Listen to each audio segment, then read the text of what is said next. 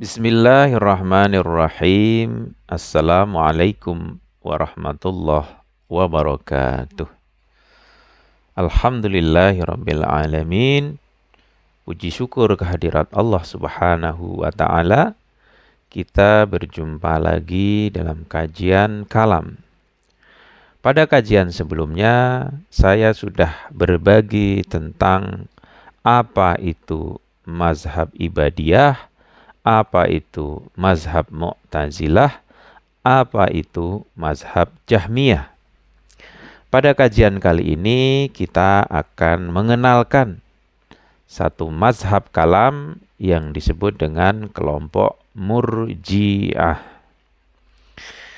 Ada beberapa hal yang saya ingin bagi di sini, yaitu pengertian kelompok Murji'ah dari sisi bahasa dan etimologi, kemudian dari sisi topik pembahasan dan sejarah kemunculannya, kemudian juga ada istilah terminologi, kemudian evaluasi dari paham-paham yang dipahami, yang diyakini oleh kelompok Murji'ah, berupa kesalahan-kesalahannya, kemudian berkenaan dengan akhlak dan politik. Kita masuk pada pembahasan yang pertama. Dari sisi bahasa. Murji'ah dengan wazan muslimah adalah merupakan isim fa'il atau kata benda pelaku dari materi irja. Dan ada kalanya digunakan tanpa huruf hamzah. Murjiyah. Dengan wazan mughiyah, sekali lagi kata murjiah, dengan wazan muslimah adalah isim fa'il, kata benda pelaku dari materi irja, dan ada kalanya digunakan tanpa huruf hamzah, murjiyah, dan dengan wazan mughiyah.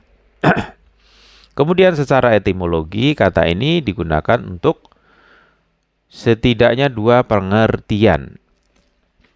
Kita masuk pada pengertian yang pertama, murjiah. Murjiah artinya menunda atau menangguhkan satu perkara. Sebagaimana dikatakan orang-orang yang diajak bermusyawarah oleh siapa? Oleh Fir'aun tentang Nabi Musa. Sebagaimana dikisahkan di dalam Al-Quran surat Al-A'raf surat ke-7 ayat 111. Arjih wa akhahu wa arsil fil madaini hasyirin. Beri tangguhlah dia dan saudaranya serta kirimlah ke kota-kota beberapa orang yang akan mengumpulkan ahli-ahli sihir. Ini adalah pengertian yang pertama, artinya menunda atau menangguhkan satu perkara. Pengertian yang kedua, memberi kabar gembira dan harapan kepada seseorang. Nah, mereka dinamakan Murji'ah atau masuk kelompok Murji'ah karena apa? Menempatkan satu amal perbuatan di bawah peringkat niat. Nah, berdasarkan hal ini, maka iman dalam hati menurut Murji'ah cukup sebagai keselamatan dan kebahagiaan manusia. Dan kaum Murji'ah menganggap remeh amal perbuatannya. Nah, hasilnya adalah kaum Murji'ah tidak menganggap dosa sebagai penghalang keselamatan dan keberuntungan orang-orang yang beriman. Serta mereka memberi harapan kepada para pendosa sampai melampaui batas. Hasilnya seperti itu. Kesimpulannya seperti itu. Nah, pengertian ini kita bisa ambil dari kitab Al-Farq Baina Al-Firaq karya Baghdadi halaman 202, kemudian Al-Milal wa Al-Nihal karya Syaristani jilid 1 halaman 139, dan Syart Al-Mawaqif Jurjani jilid 8 halaman 396.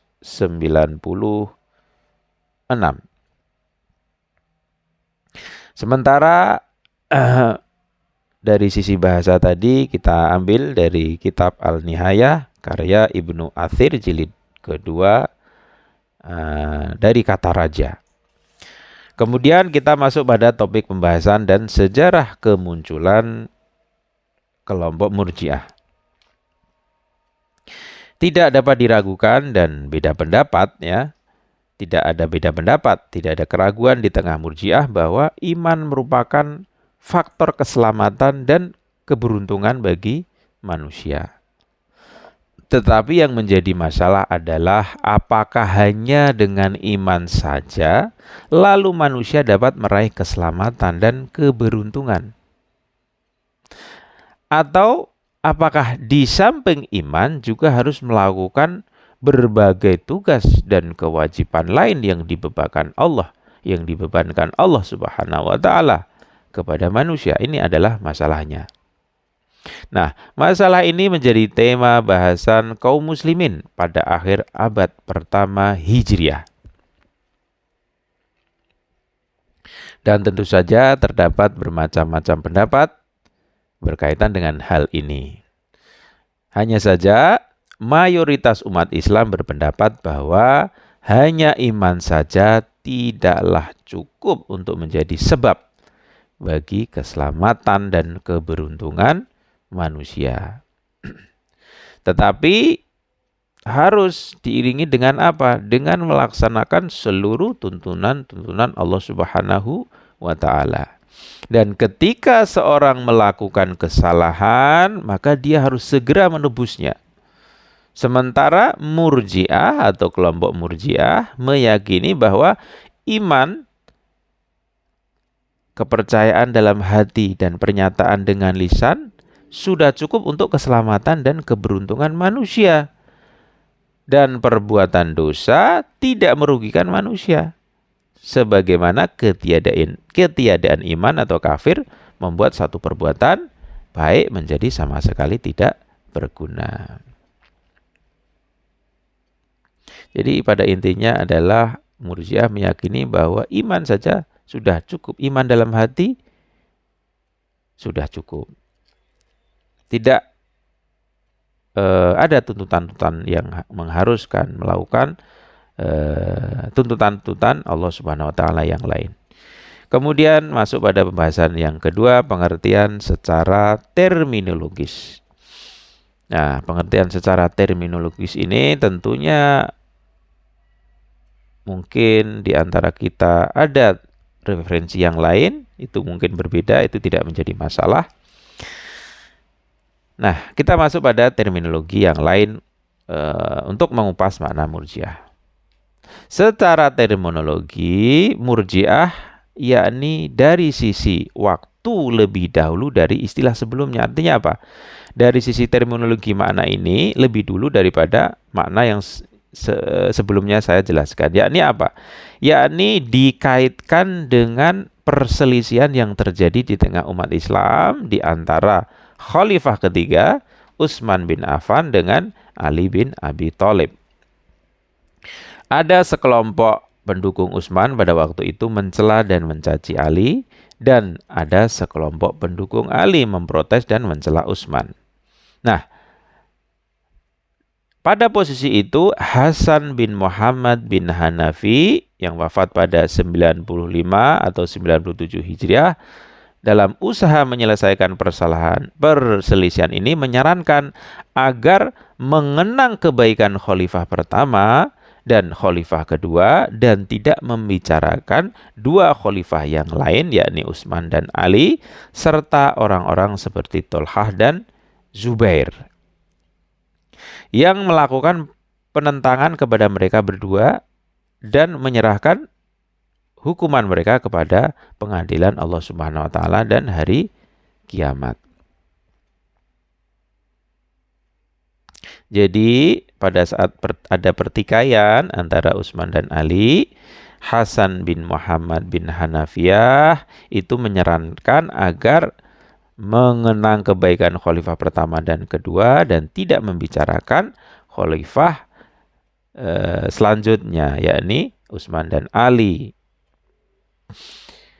Nah, kemudian pendapat ini ya ada yang berpendapat bahwa gerakan politik dan agama Murji'ah dicetuskan oleh Hasan bin Muhammad Hanafiyah. Setelah apa? Setelah terjadi perang saudara kedua dan kebangkitan kaum Syiah di Kufah yang dipimpin oleh Mukhtar. Nah, topik utama paham irja adalah berkaitan dengan pemilihan dua khalifah pertama, yakni apa? Abu Bakar dan Umar. Bahwa mereka berdua patut didukung dan tidak perlu menanyakan alasannya mengapa dan mengapa. Nah, adapun kegiatan Murji'ah khususnya yang tersebar di Kufah dan Basrah adalah menciptakan persatuan di tengah kaum muslimin dengan tidak mencaci salah satu dari Khulafaur Rasyidin. Nah, ini adalah pemaknaan yang lain ya dari sisi terminologis. Mungkin ada informasi lain yang berbeda, itu tidak masalah. Nah, kita akan mengevaluasi beberapa kesalahan dari Murji'ah. Berkaitan dengan keimanan Murji'ah, setidaknya kita bisa membahas dari dua sisi. Yang pertama, dari sisi hukum-hukum dan pengaruh duniawinya, dan pengaruh duniawi yang dalam hal ini adalah pengucapan dua kalimat syahadat dianggap mencukupi. Asyhadu an la ilaha illallah wa asyhadu anna Muhammad Rasulullah, cukup. Yang kedua, dari sisi hukum akhirat dan kebahagiaan serta keberuntungan manusia, di mana harus dikatakan bahwa tidak cukup hanya dengan kepercayaan hati dan pernyataan lisan sebagaimana dipahami kaum Murji'ah. Tetapi apa? Tetapi juga harus disertai dengan amal soleh tentunya. Nah, ini adalah satu evaluasi dari paham Murji'ah. Kenapa demikian? Karena dalam Al-Quran kata iman selalu diiringi dengan amal soleh. Seperti di dalam surat Al-Asyr, surat ke-103, halaman ayat ke-1 hingga 3. Wal asr, demi masa, innal insana lafi khusr, sesungguhnya manusia itu benar-benar dalam kerugian. Illal ladzina amanu wa amilus sholihat, kecuali orang-orang yang beriman dan mengerjakan amal soleh. Wa tawasau bil haq, menasihati dalam kebenaran. Wa tawasau bis sabr, dan menasihati supaya menetapi kesabaran. Jadi ada dua hal yang beriringan antara iman dan amal soleh, sebagaimana diterangkan dalam surat Al-Asyr, surat ke-103, ayat 1 hingga 3. Kemudian Al-Quran yang lain menegaskan tentang amal perbuatan, ya, tidak hanya sekedar iman di dalam hati. Di dalam surat An-Najm, surat ke-53, ayat 39 hingga 40.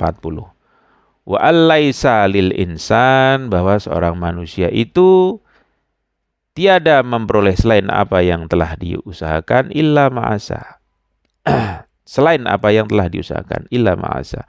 Wa anna sa'yahu, dan bahwasanya usaha itu saufa yura, kelak akan diperlihatkan kepadanya.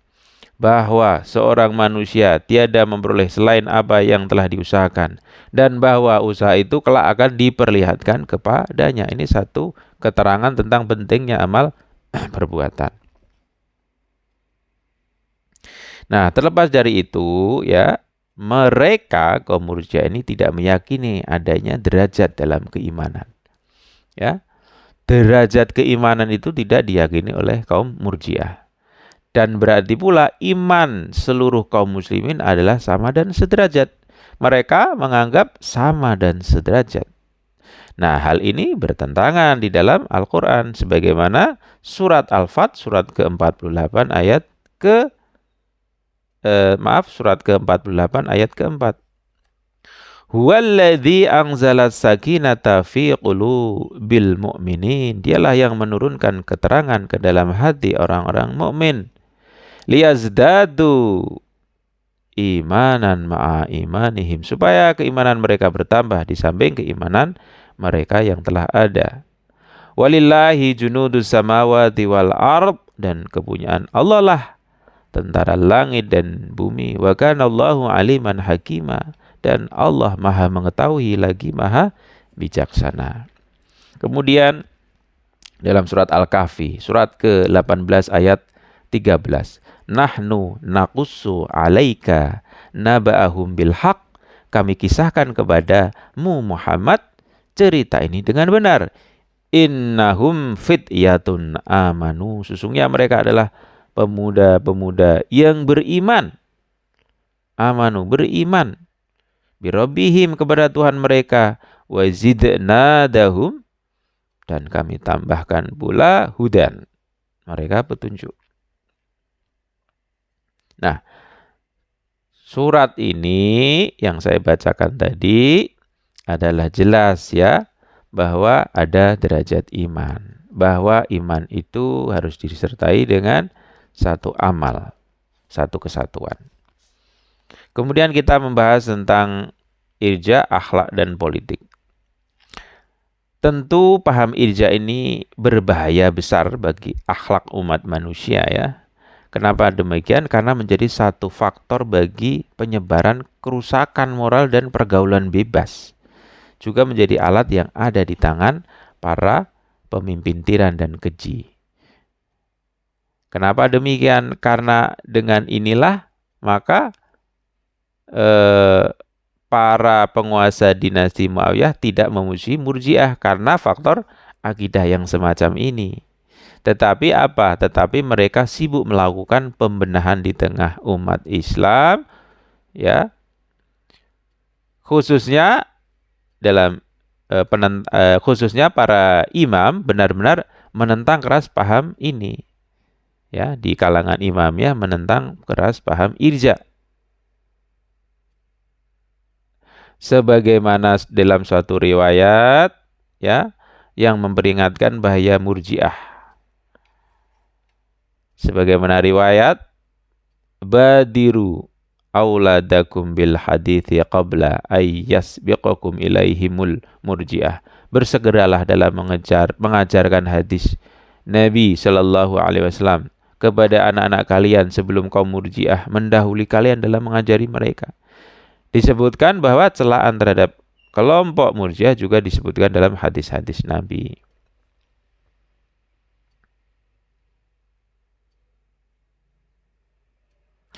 Ada riwayat juga mengatakan ada seorang laki-laki berkata, kaum Murji'ah berkata kepada kami, sebagaimana seorang yang menurut kami kafir, maka di sisi Allah dia adalah kafir juga. Dan seseorang yang menurut kami beriman, maka di sisi Allah dia adalah beriman juga. Kemudian inilah kesimpulan dari atau evaluasi dari Murji'ah. Subhanallah, Maha Suci Allah, bagaimana mungkin ya? Bagaimana mungkin keduanya adalah sama ya? Keduanya tidaklah sama. Kenapa demikian? Karena kafir adalah pernyataan seorang hamba melawan dirinya. Dan dengan adanya pernyataan, maka tidak dibutuhkan keterangan dan saksi. Tetapi iman adalah suatu pengakuan atau klaim. Dan untuk penetapannya dibutuhkan saksi, yaitu akidah dan amal perbuatan. Dengan demikian, ketika dua perkara ini berjalan, maka pengakuan adalah berlaku. Dan hukum-hukum lahiriah pun juga berlaku padanya. Jelas betapa banyak orang menampakkan keimanan, mengaku sebagai seorang beriman, tapi di sisi Allah Subhanahu wa taala dia bukanlah orang yang beriman. Nah, inilah paham atau sedikit keterangan tentang paham Murji'ah dan pengertian dari sisi bahasa dan sisi terminologisnya. Pada intinya kaum Murji'ah itu meyakini bahwa iman itu cukup di dalam hati, tidak perlu amal perbuatan. Dan ini bertentangan dengan Al-Quran itu sendiri, terlepas dari faktor politik dan usaha dari kaum Murji'ah untuk menyatukan umat Islam. Sekian, semoga bermanfaat. Wassalamualaikum warahmatullahi wabarakatuh.